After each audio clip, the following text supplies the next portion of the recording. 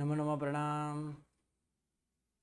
शिक्षार्थं प्रणाम कुछ गुरुजी। देव गुरु जी। प्रसाद। गुरुजी नमो नमः। प्रणाम गुरुजी। नमो नमः। प्रणाम गुरुजी। नमः। प्रणाम। प्रणाम गुरुजी, नमो नमः। शिक्षा तमें। देव गुरु प्रसाद।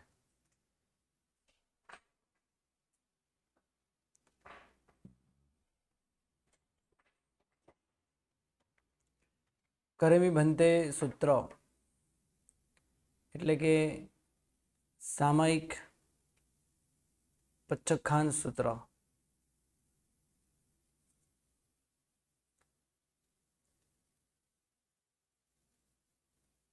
सूत्र बोलना है और सूत्र का अर्थ करना है। जी, निमिषाबेन मेहता आप बोलिए। जी प्रणाम गुरुजी। हाँ, एक एक लाइन से बताऊं ना? हाँ हाँ, आपको जैसे आएगा आता है वैसे। जी जी। करेमी बनते सामायियम। हे भगवान, मैं सामायिक करता हूँ। सावज्जम जोगम पचखामी। पचक मैं खामी नहीं, पच्चक पचक खामी। पचखामी। पच्चक बराबर। खामी। पचक खामी। हम्म।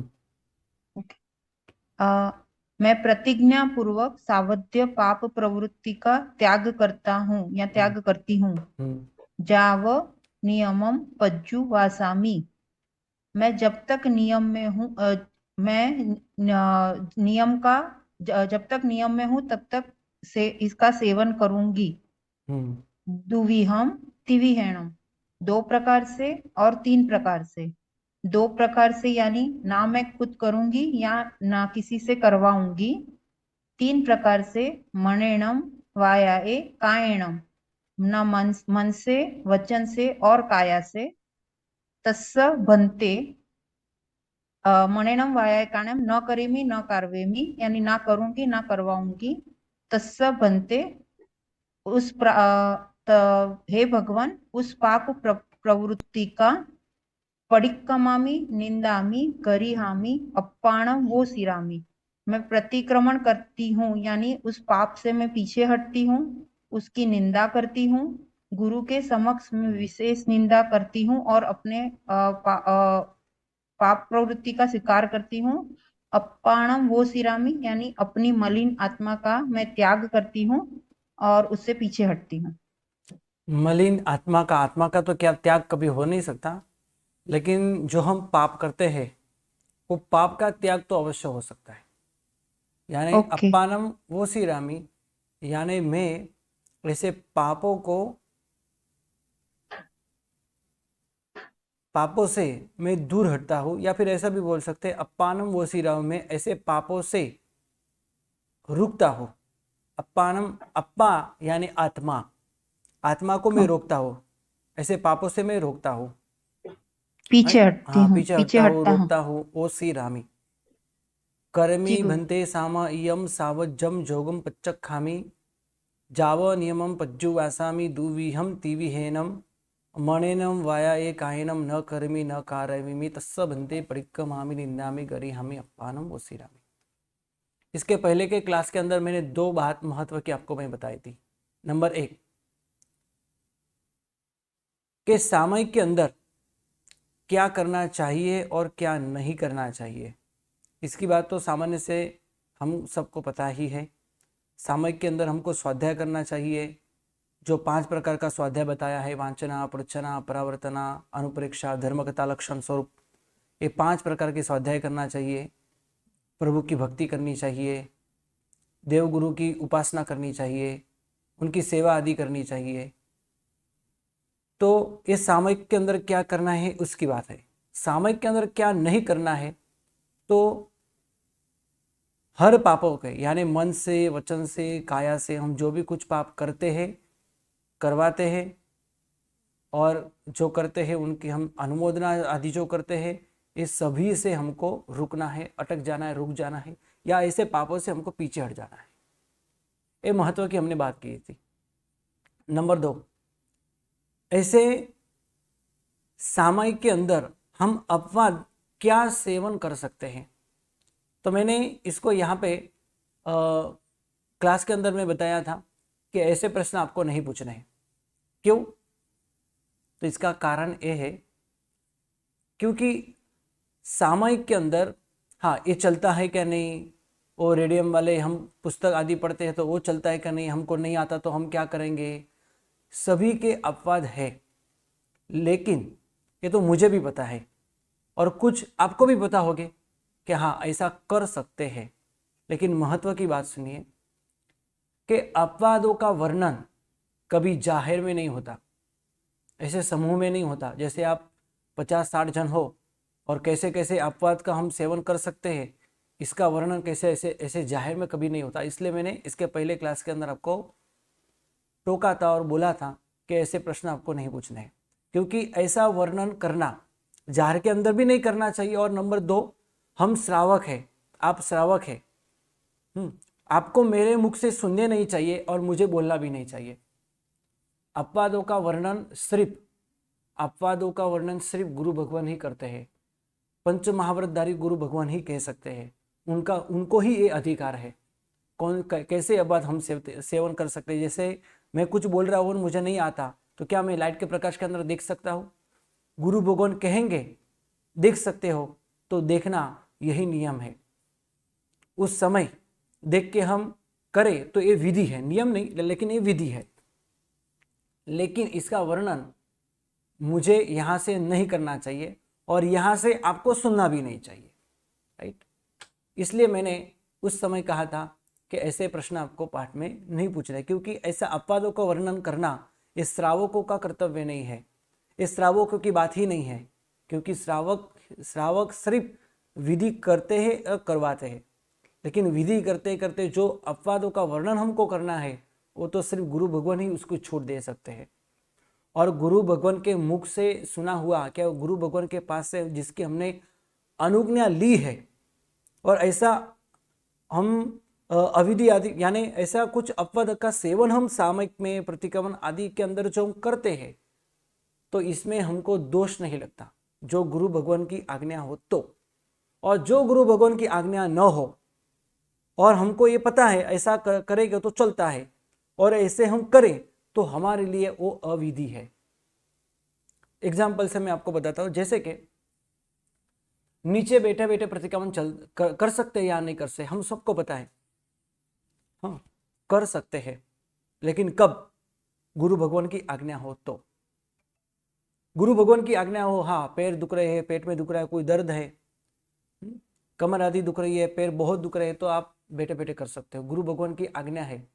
गुरु भगवान के पास हमने इसका अपवाद जो हमको सेवना है उसकी हमने बात गुरु भगवान को की है और गुरु भगवान ने हाँ बोला है, तो हम जरूर बैठे बैठे भी करेंगे तो अविधि नहीं कहलाएगी।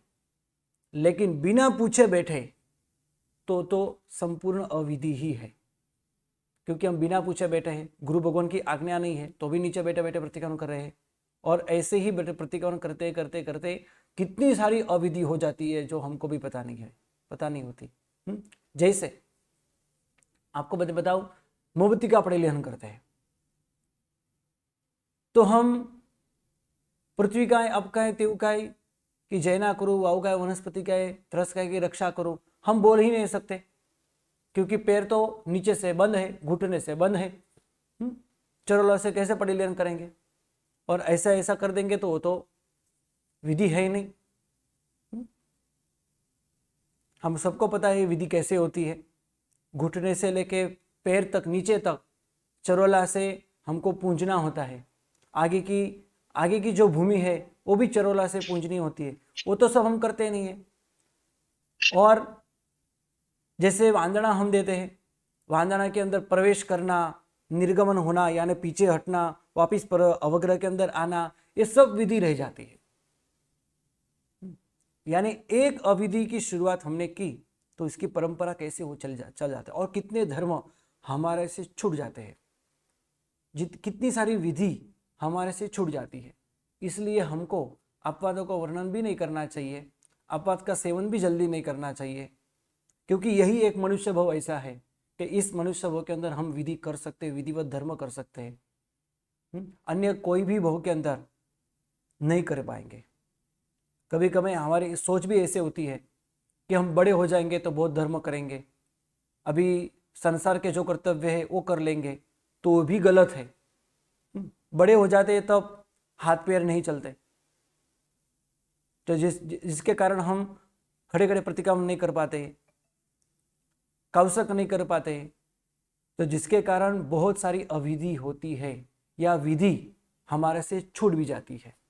इसलिए अपवादों का वर्णन यहाँ से नहीं हो सकता। गुरु भगवान के मुख से गुरु भगवान कहे तो अपवाद भी विधि बन जाती है, और गुरु भगवान नहीं कहे और हम अविधि वही विधि समझ के करें तो विधि तो अविधि तो है ही, और हमारी की हुई ये आराधना भी इसका जितना फल हमको मिलना चाहिए उतना नहीं मिलता। इसलिए मैंने उस समय आपको कहा था कि ऐसे प्रश्न हमको बिल्कुल नहीं पूछने हैं, राइट। हाँ, आगे बढ़ते हैं।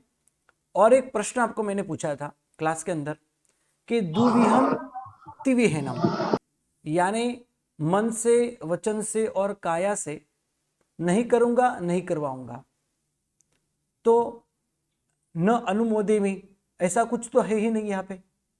जैसे कि मैं दुविहम तिविहेनम, मैं 2 प्रकार से और 3 प्रकार से पाप नहीं करूंगा, मन से, वचन से और काया से, और करूंगा नहीं, करवाऊंगा नहीं, तो दुविहम दुविहेनम या फिर तिविहेनम तिविहेनम ऐसा क्यों नहीं है?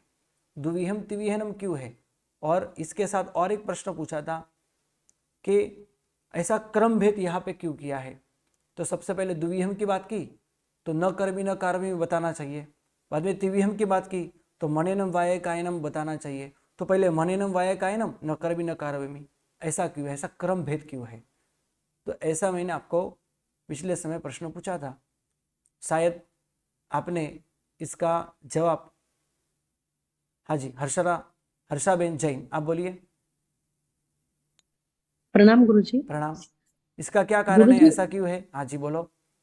मुझे ऐसा लगता है कि मन वचन और काया का पहले योग होगा, उसके बाद ही हम करेंगे या करवाएंगे, इसीलिए पहले वो दिया है और उसके बाद करे में न कार्य में दिया है। ओके, ठीक है, अच्छी बात है। आगे अर्चनाबेन जैन, अर्चनाबेन शाह। अर्चनाबेन शाह। આપણે કરણ કરાવણ અનુમોદન એ મન વચન કાયાને આધીન છે ઓકે, તે બતાવવા માટે મણનમ વાય કાયનમ ન એ પહેલા મૂક્યું છે. જી જી, ચલો ઓકે, બરાબર, ઠીક છે। રૂપલબેન સંઘવી। હા, તિવિહમ તિવિહેણમ કીધું ને, હમ એનું મનથી વચનથી કરીશ નહીં, કરાવીશ નહીં, પણ અનુમોદવાનું આપણે રોકી નથી શકતા, એટલે એના માટે અનુમોદન આપણે નથી આપ્યું, દુવિહમ ओके તિવિહેણમ આપ્યું છે। ओके, ठीक है, आपके हाँ, सभी के जवाब सही है, गलत नहीं है। यहाँ पे सबसे पहले कोई भी पाप आदि हो या पुण्य आदि भी हो, सबसे पहले हम हमारे मन के अंदर वो बात आती है। सबसे पहले मन के अंदर हाँ हमको वो करना है, बाद में ही हम प्रैक्टिकल जीवन में करेंगे, किसी को बोल के भी बताएंगे कि नहीं मुझे ये करना है, यानी मन में पहला आएगा, बाद में वचन में और बाद में काया में।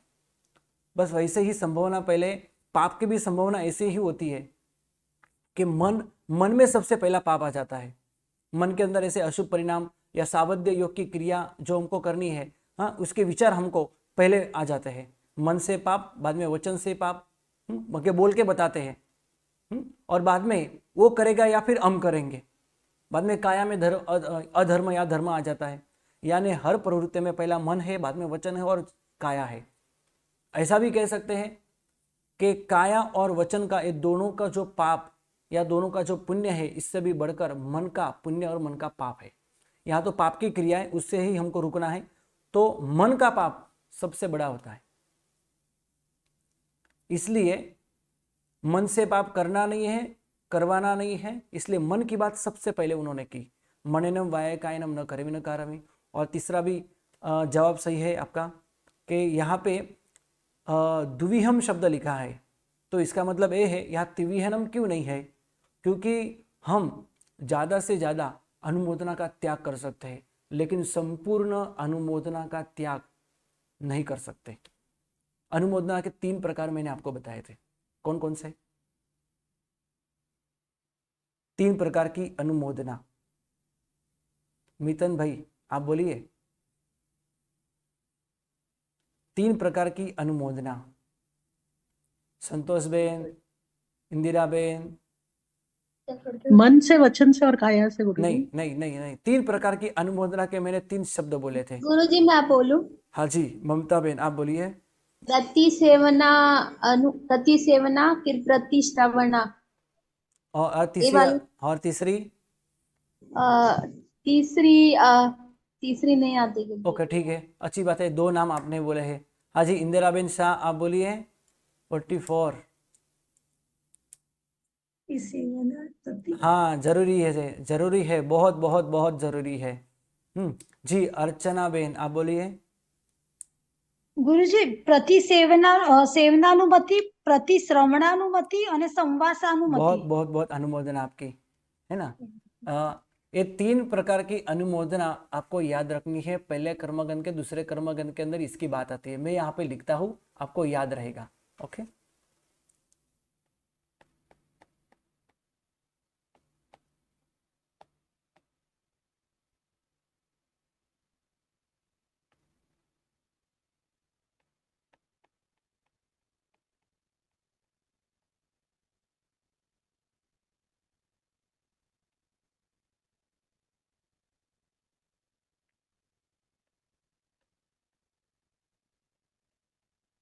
ये 3 प्रकार की अनुमोदना शास्त्र के अंदर बताई है।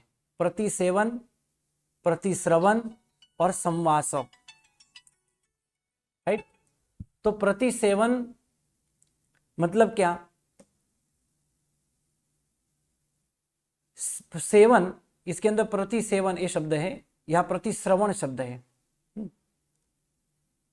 तो ये सेवन और श्रवण, ये दोनों में बहुत बड़ा अंतर है। हाँ, जैसे हमारे घर के अंदर हमारे लिए कुछ बना हो और हम हो खाते हैं, हाँ, उसका हम उपयोग करते हैं। हमारे लिए कोई चीज लाई हो तो हम उसका उपयोग आदि करते हैं, तो उसे हम कहेंगे प्रतिसेवन। सेवन करना यानी उपयोग करना। प्रतिश्रवण सिर्फ कान से सुनना। देखो, कान से सुनना, पापों कान से सुनना, वो भी एक प्रकार की अनुमोदना है। इसलिए हम बार बार कहते हैं कि जैसे टीवी के अंदर मूवी आदि चलती हो, उसके गीत आदि चलते हो, फिल्मी गीत आदि चलते हो, उसको सुनना भी नहीं चाहिए। साधु भगवान सुनते भी नहीं है, तो सुनने के बाद भी उसकी अनुमोदना का हमको पाप लगता है। ये आपने सुना ही क्यों? सुनने की ऐसी क्या जरूरत थी? ऐसा तो थोड़ी है कि गीत सुनने से ही हमारा मोक्ष हो जाए, ऐसा तो है नहीं। यानी सुनना वो भी पाप है। वहां तक गए, उसका संगीत आदि हमने सुना, ये प्रतिश्रवण, श्रवण यानी सुनना। जैसे पुत्र आदि ने कुछ काम आदि किए हो, पुत्र ने बिजनेस में बहुत अच्छी कमाई की हो, और पिताजी को आके उन्होंने बात कही कि आज मैंने इतने सारे पैसे कमाए, कि धंधे आज बिजनेस में इतना आपको हमको सबको लाभ हुआ।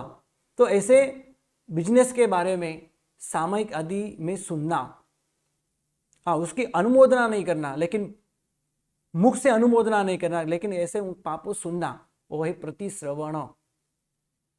और सुनना भी नहीं, बोलना, वैसे कड़क भाषा में बोल देना का, हाँ मेरा सामयिक है तो कुछ नहीं बोलना, यानी संसार की कोई बातें ही नहीं करना, यानी पाप करना नहीं, पाप को सुनना नहीं, ये दोनों अनुमति का त्याग करना। हाँ, हम दोनों अनुमति का त्याग कर सकते हैं। हमारे लिए कुछ स्पेशल बनाया हो या हमारे लिए कुछ बाहर से आया हो तो उसका उपयोग करना, वो प्रतिसेवन अनुमति का पाप है। लेकिन हाँ, लेकिन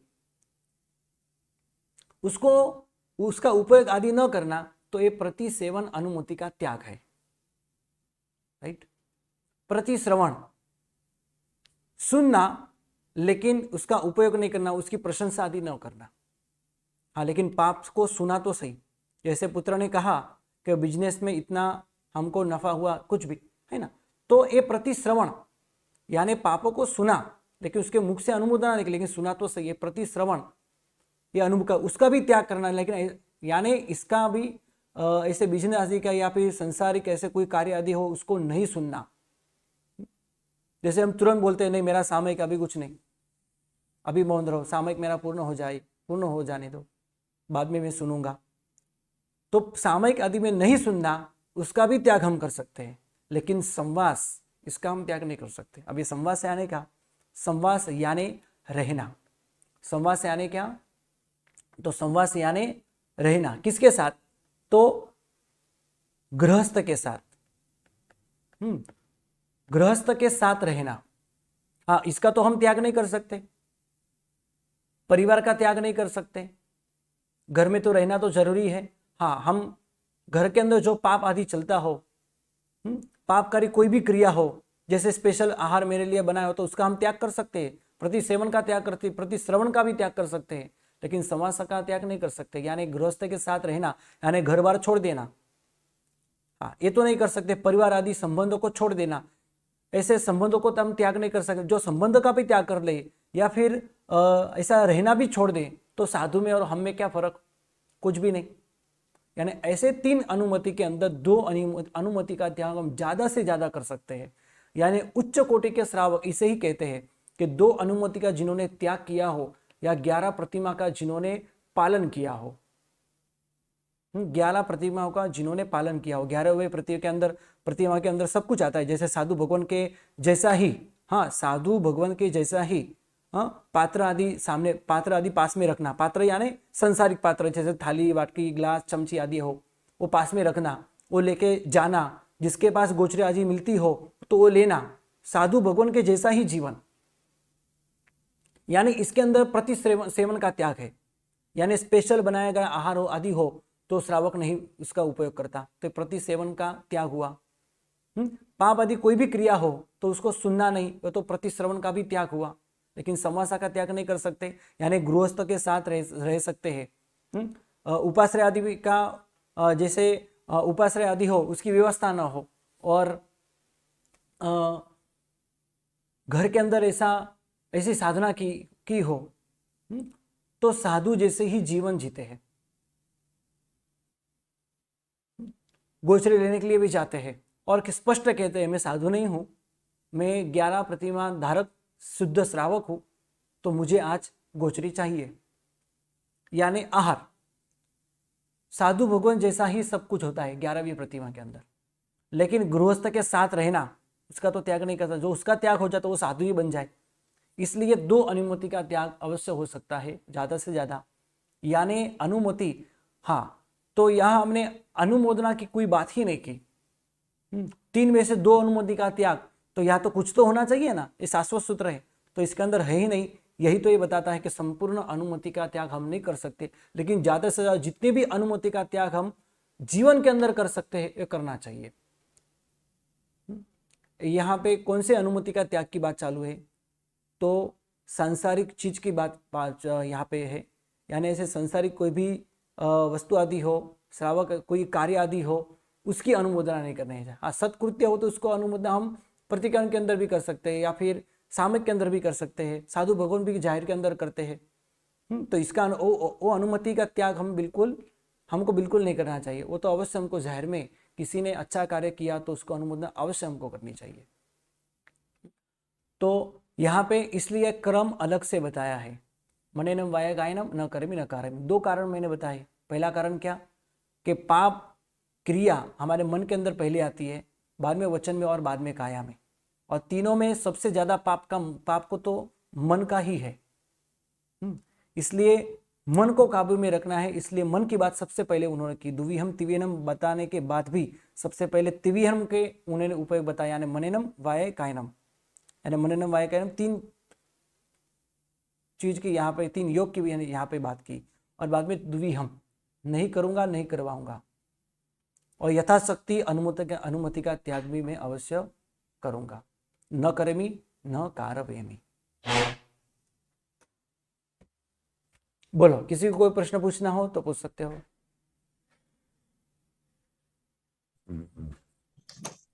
प्रणाम गुरु। प्रणाम। बोलो। तो दुवियम में क्या लेना है? हाँ, दुवियम में क्या लेना है? दुविहम, देखो यहाँ दुविहम यानी 2 प्रकार का आहार का त्याग, ये नहीं है। दुविहम यानी न पाप नहीं करूंगा, नहीं करवाऊंगा। हाँ, यहाँ पे जैसे बताया ना दुविहम, हाँ, यहाँ पे दुविहम है। तो दुविहम क्या है? दुविहम न करेमी न कारवेमी। और तिविहम क्या है? मनेनम वायाए कायनम।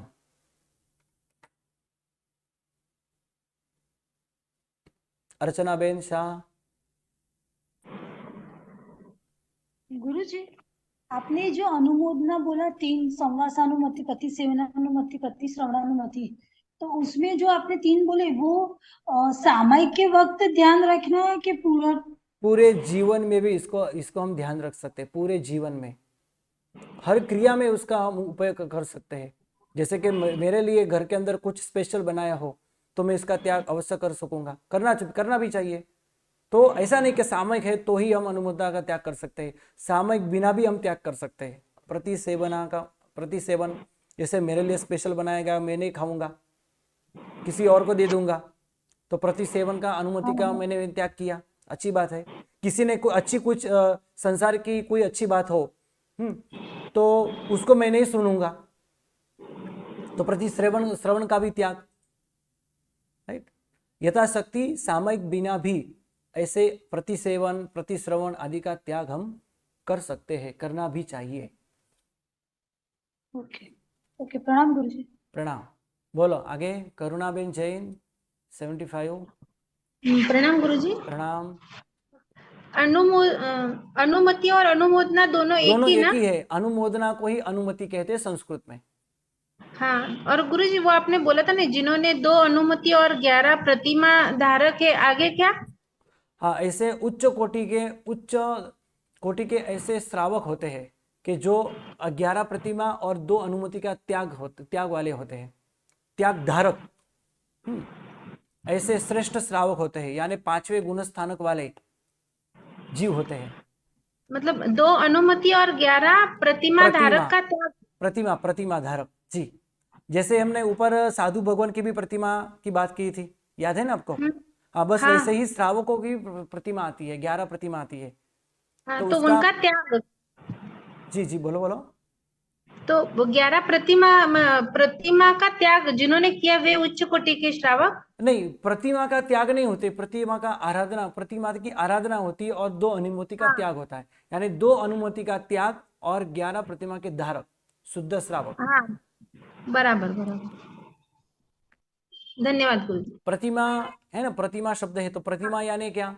प्रतिमा जैसे स्थिर होती है, मूर्ति जैसे स्थिर होती है, वैसे ही जो हमको 11 गुण बताए हैं, ऐसे गुणों में प्रतिमा के जैसा ही हमको स्थिर रहना चाहिए। सबसे पहली प्रतिमा है दर्शन प्रतिमा। दर्शन यानी भगवान के ऊपर संपूर्ण श्रद्धा रखना। और प्रतिमा जैसे हिलती डुलती नहीं है, स्थिर रहती है, वैसे भगवान के इस गुण के अंदर जो भगवान ने हमको, जैसे आत्मा का ही गुण है दर्शन गुण, तो दर्शन गुण के अंदर हमको संपूर्ण स्थिर रह जाना है। यानी हाँ, आगमने निगमने ठाने चंकमने अनाभोगे, ऐसे दर्शन के जो अतिचार है हमको बिल्कुल नहीं लगे, ऐसा इस प्रतिमा का हमको पालन करना चाहिए। अन्य देव देवी को मैं नमन नहीं करूंगा, उसका संपूर्ण त्याग करूंगा, देव देवी के पास जाऊंगा नहीं, अन्य दर्शनकार के मंदिर के वहां पे जाऊंगा नहीं, खड़ा नहीं रहूंगा, उनकी कभी बातें सुनूंगा नहीं। ऐसे अन्य दर्शनकार के जो लोग हो तो उनके साथ संबंध आदि मैं नहीं करूंगा, आदि है ना, मित्रता नहीं करूंगा जी। हाँ गुरु, लेकिन कभी कभी वो ऐसे व्रत वगैरह लेते हैं तो उसमें अन्य देवी देवता, मतलब जो हमारे कुल देवता वगैरह, तो उनके हम छूट रखते हैं ना?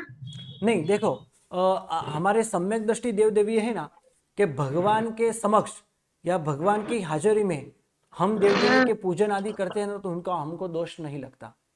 लेकिन भगवान ना हो, हमारे कुल देवता और देवी जो मैं पहले इसकी बात करता हूँ। हमारी कुल देवता जैसे जिनका जैन कुल में जन्म है, और जिनकी कुल देवता सम्यक दृष्टि है, राइट, तो उनकी सम्यक दृष्टि जो देव देवी है ना, तो उनके अगल बगल में तीर्थंकर भगवान होते ही है। यानी तीर्थंकर भगवान के हाजिरी में हमने देव देवी के उपासना आदि किए तो हमको यहाँ पे दोष नहीं लगता। लेकिन समझ लो कि हमारे कुल देवता सम्यक दृष्टि है या नहीं है हमको नहीं पता, लेकिन तीर्थंकर भगवान की प्रतिमा हम बाजू में रखें और उसकी कोई आराधना साधना आदि करें तो हमको दोष कम लगता है, क्योंकि हमारी दृष्टि ज़्यादा से ज़्यादा तीर्थंकर भगवान के प्रति होनी चाहिए, श्रद्धा ज़्यादा से ज़्यादा तीर्थंकर भगवान के प्रति ही होनी जरूरी है। और एक देव देवी तो एक माध्यम है, इस भव में ज़्यादा से जल्दी वो हमारे कार्य सिद्ध कर सकती है। तो हाँ, तीर्थंकर भगवान के ज़्यादा से उनसे ही ज़्यादा वो प्रभावित जल्दी हो जाते हैं और जल्दी हमको ये प्रसिद्ध सिद्ध भी हो जाते हैं। इसलिए तीर्थंकर भगवान की हाजिरी के अंदर हम जो ऐसे करें, देव देवी की साधना आदि करें, तो हमको दोष नहीं लगता। हमारे जैसे कि नाकोड़ा भैरव जी है, पद्मावती है, चक्केश्वरी है, माणिभद्र देव है, ये सभी की उपासना तीर्थंकर भगवान के समक्ष ही होती है। बराबर। बोलो धन्यवाद। प्रणाम गुरुजी। गुरुजी बोलो। गुरुजी, अभी हम प्रतिक्रमण में देवी देवता की स्तुति बोलते तो वो कहाँ तक सही है गुरुजी? नहीं, सही तो है। हाँ, ऐसा नहीं कह सकते हैं कि ये सही नहीं है। क्यों? क्योंकि देखो, हमारे शास्त्र में, जी गुरुजी मेरा, हाँ, हमारे शास्त्र में देव देवी की उपासना भी बताई है, ऐसा नहीं कि उपासना नहीं बताई है। उपाध्याय यशो विजय महाराज साहब थे, उन्होंने भी सरस्वती की आराधना की थी, हाँ या नहीं? जी गुरुजी की थी। जी गुरु। हाँ, कभी ऐसे कोई सती स्त्री हो और उनके पति ऊपर या परिवार के ऊपर कोई आपत्ति आ जाए, या फिर उन्होंने ऐसे देव देवी की साधना नहीं की थी? की थी गुरुजी। हाँ, सभी ने की थी। सम्यक दृष्टि देव देवी हमारे चारित्र धर्म के अंदर या दर्शन में या धर्म के अंदर स्थिर रहने के लिए बहुत बहुत बहुत उपयोगी होते हैं। और उनके ही सानिध्य के अंदर हम क्या करते हैं? धर्म आराधना आदि करते हैं। इसलिए उनको याद करना, उनको नमन आदि करना, इसमें दोष नहीं है। लेकिन गुरुजी अभी क्या हो रहा है गुरुजी, नाकोड़ा जी जा रहे हैं तो भैरू जी का चढ़ावा तो ज्यादा है, कोई भी। हाँ, ऐसी क्रिया नहीं करनी चाहिए। चलो नाकोड़ा भैरव की कुछ चढ़ावा आदि बोले सामयिक में, तो वो गलत है, ये गलत है। सामयिक के अंदर एक मिनट, सामयिक के अंदर जितनी क्रिया आपको बताई उतनी ही हमको करनी, इससे ज्यादा भी नहीं करनी है। चलो सामयिक के अंदर हम तो देव देवी की उपासना आदि कर, जिसे खित्ते साहू या फिर ऐसे सरस्वती आदि की साधना जो कर ज्ञान आदि गुणयुतानाम आदि जो हम करते हैं, है ना, देव देवी की स्तुति ही बोलते हैं। सुवदेव या भगवई आदि जो बोलते हैं, ये देव देवी की उतनी ही स्तुति करनी है जितनी करनी चाहिए। या चौथी स्तुति हम करते हैं, उसमें वो भी देव देवी का ही है, तो उतनी ही करनी, इससे ज्यादा नहीं करनी। और कोई समुदाय के अंदर तो ये भी संपूर्ण गलत बताया है कि ये भी हमको नहीं करना चाहिए। अभी ये उनके समाचारी है, वो गलत है ऐसा नहीं कहता, और हम सही है ऐसा भी नहीं कहता, राइट? हाँ, ये उनकी समाचारी है, ये हमारी समाचारी है। लेकिन इससे ज्यादा धर्म की देव देवी की साधना प्रतिक्रमण के अंदर बिल्कुल नहीं होती। हाँ, चौथी थोय है और देव देवी के 2 कौशक है ना। क्षेत्र देवता का एक कौशक, क्योंकि उनके ही सानिध्य के अंदर हम चारित्र धर्म की आराधना करें, क्योंकि हर एक क्षेत्र का देवता तो होता ही है, ऐसा कोई क्षेत्र नहीं कि जिसका देवता ना हो, और उनके ही सानिध्य के अंदर हम धर्म आराधना कर रहे हैं, तो उनकी सहाय होनी जरूरी है। इसलिए 2 स्तुति और एक चैत्यवंदन की 1 स्तुति, ये 3 ही स्तुति सिर्फ यहाँ पे प्रतिक्रमण के अंदर बताई है, उतनी ही करनी है, इससे ज्यादा नहीं।